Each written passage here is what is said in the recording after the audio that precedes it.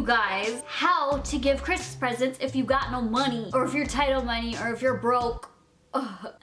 Don't worry, I'm here to help. Before I get started, if you guys are loving this makeup look, it's a little dramatic, it's a little crazy, it's a holiday look. I just did a video on this yesterday. It'll be linked at the top of the description if you guys want to see or know the products or anything like that. It's there, okay? Second, the title says Broke Girls Guide. It can be guys too, okay? I just thought it was a catchy title, you know? We're gender neutral. So what do you do if you got no money and people to shop for presents? Like, what do you do? Two things first beforehand. First, Christmas isn't about presents. You don't need to get people presents. It's more about like experiences and sharing time and just being happy with people. You don't need to get them presents. And number two, as long as you get something that's worth thought, if you put thought into it, that's all that matters. You're all that matters to me.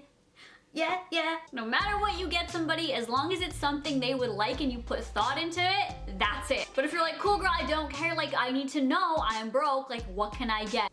Let's get started. You could go to the dollar store. Honestly, we all get socks for Christmas, right? Leg warmers, so many toys. How could you not get a child something? Like, they actually have good toys here. Giant firefighter Lego guys. Not Lego, but you know, this thing looks really cool. There's even treats and presents for dogs and cats. They have gift sets too, you guys. Look at $4. Look at this cute little gift set. I think that's a really good present. And baby's boxes of chocolates. Look at this Irish cream liqueur. Look at these I found. Truffles. Lindor's. Huge money. Books are a great present. Look at this one's originally $31. You guys, look at cookbooks too. Whitney Houston book, kids books, word puzzles. Open your minds. Look at these. Oh my god, color. Or maybe a laptop case or a tablet case or a cell phone cover case. Look at this. You can paint one. Homemaking stuff is also a really good idea. Whether that's like cookies, people love food, treats, snacks, jams. If you make salsa, you could put like cute little gift tags on them. I've seen people do like jars of like cookie mix and like put it into little layers and then put candy cane ribbon around it and say like, to Laura from Paul. It makes it really cute and a cute little touch, and things like that are very inexpensive, especially because you're making them yourself. I mean, you can go all out with like the ingredients and stuff like that if that's what you're about, if you're real crafty, but if you are trying to save a few bucks, you could probably already have things in your pantry you could just throw together. Making somebody a mixtape that's personal to them, like you took thought into what music they like and then, you know, did that. I mean, it is free. You can home make them a card, a photo album. Homemaking stuff is actually really effective and a good present. You could go onto eBay or Etsy. Etsy has really nice homemade stuff if you can't home make things yourself. Like, I'm not really crafty, so if I know somebody likes something, I can go onto Etsy and find like pretty much anything. And you're supporting small businesses, people that are making stuff, and you can get things that are very affordable. Also eBay, you can get things for so cheap. I got so many phone cases for like $1, and it's not just phone cases, you guys. Like, it's endless opportunities on eBay. You can also haggle on prices if you can. Certain auctions allow that, others don't. You can just buy it now, but you can search for really good prices on eBay. If you are short on money and you do want to get people nice things, you could get a gift set. Something like this at Sephora. I mean, these are probably around like 50 each. People are gonna be like, I'm broke. Like, what, 50? You could literally get everyone in your life if they like makeup. But you guys, it's not just makeup gift sets. Gift sets come in like everything, even food. You could spend like however much. Also, you get gift sets for like $10, $20, and you could literally get one gift set for everyone. This is really cheap, and I know it. But we all need to save money somewhere. So this, for instance, I think this was around 50. If you've got 3 people in your life that love makeup, James, Brenda, and me, you got me in your life that loves makeup, you could have those 3 people with one gift set. So you could do $50 for all 3 of them, or 4 or 5, or if you got whatever it is, 20 bucks for 5 people. I don't know what kind of gift set you're getting, but you can get.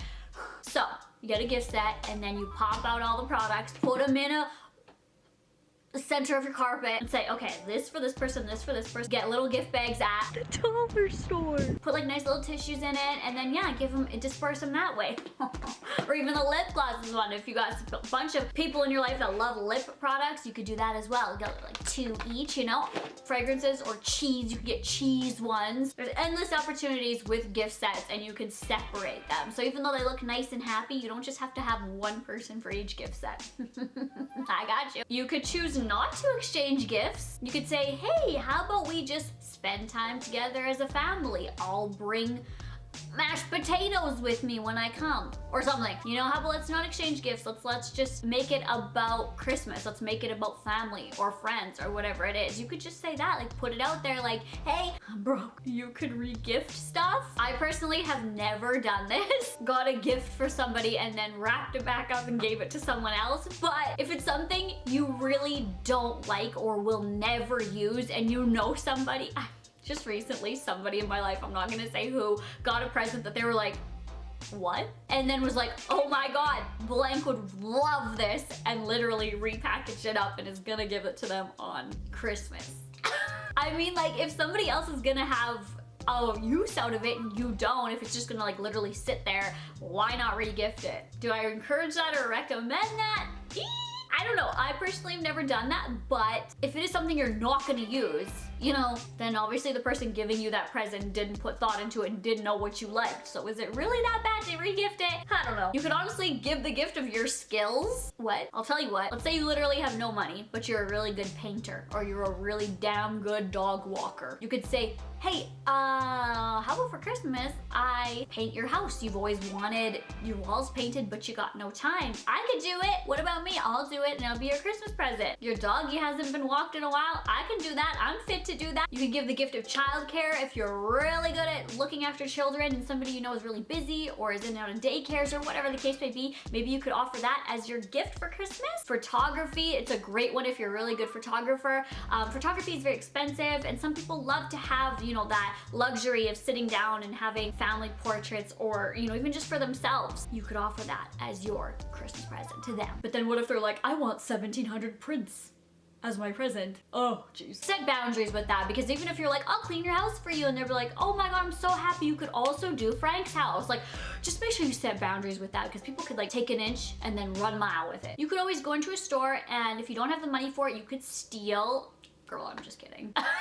I had to throw a little something in there. Don't steal. Stealing's bad. If you do have no money on Christmas, I do hope that you take one of these options. It's not a good time. It's not good for you. It's not good for the police force. You don't want your picture up into whatever store is saying, wanted, stole a box of Kleenex. Like, no. Please don't steal at Christmas, you guys. It affects a lot of people down the line. Just don't. Just don't do it. If you really have no money, people will understand, and you can just say like, hey, you know, why don't we just not exchange presents? If you really don't have the money, it's okay. Christmas isn't about the presents. You don't need to go and do illegal activities to do that, okay? And last but not least, you can go jointly in presents with other people. I've done this in the past, like years ago when I really had no money, when I was working at Value Village, and I purchased a few things for other people, and I literally still had to pay my bills, and I didn't, you know, I just didn't have the money. I went in with my mom. My mom said, well, how about we buy this present together with so-and-so? And I said, sure, how about let's do that? Like, thank you so much.